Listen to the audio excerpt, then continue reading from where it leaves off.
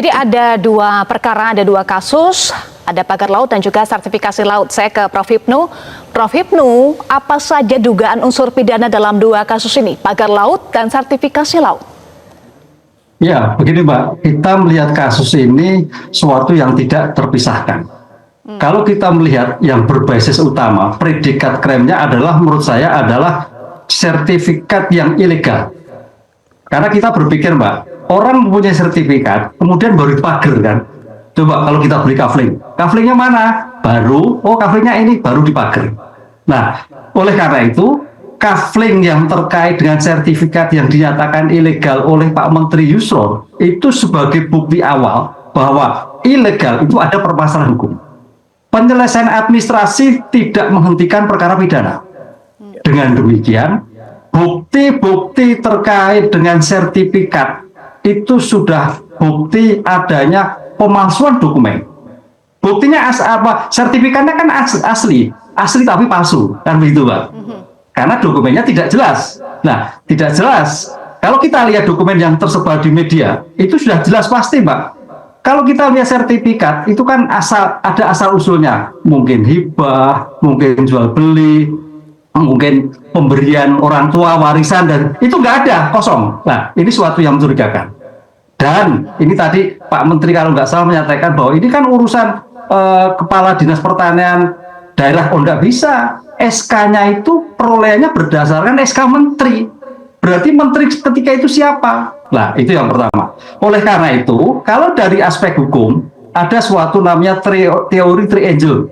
Teori triangle ada barang bukti yang sekarang sudah ditemukan, termasuk pagar laut, termasuk bukti-bukti sertifikat, yang kemudian tentang objek perkaranya. Nah, sekarang pertanyaannya tadi betul, siapa subjek pelakunya? Kalau di kita sifat melawan hukumnya sudah ada, Mbak. Perarian laut tidak bisa disertifikasi. Laut loh, bukan daratan loh ya. Ini sudah melanggar.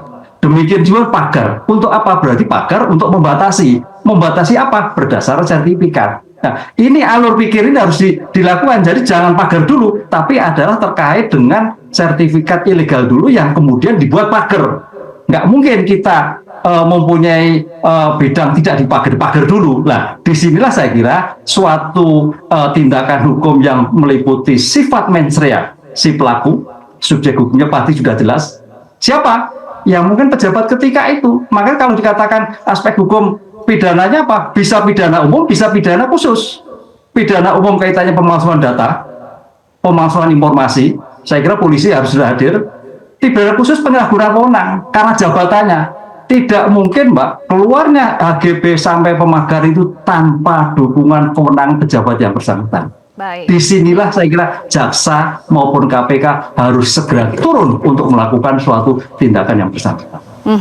Ada bukti, ada objek, seharusnya juga ada subjek. Nah, dengan sudah diketahui pihak yang memiliki sertifikat di area laut tersebut, apakah seharusnya bisa mempermudah pengungkapan siapa atau subjek pihak yang bertanggung jawab atas pembangunan pagar laut?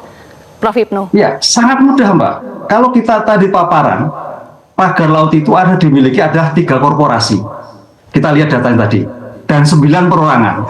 Korporasi itu siapa saja? Kan sudah, dugaannya sudah jelas. Tidak ragu-ragu lagi korporasinya. Baru korporasi ini menggunakan alat negara siapa pada waktu itu. Pejabatnya siapa pada waktu itu. Pelaksananya siapa pada waktu. Ini yang jelas. Oleh karena itu kalau dalam konsep hukum sebagai subjek hukum dan objek hukum, suatu yang tidak sulit, tergantung tingkat bagaimana kemauan penegak hukum, apakah polisi, apakah jaksa, apakah KPK, segera untuk menindaklanjuti permasalahan terkait dan siapa subjek hukum pelaku, siapa aktor intelektual dari penerbitan sertifikat dan sampai pagar laut yang bersangkutan.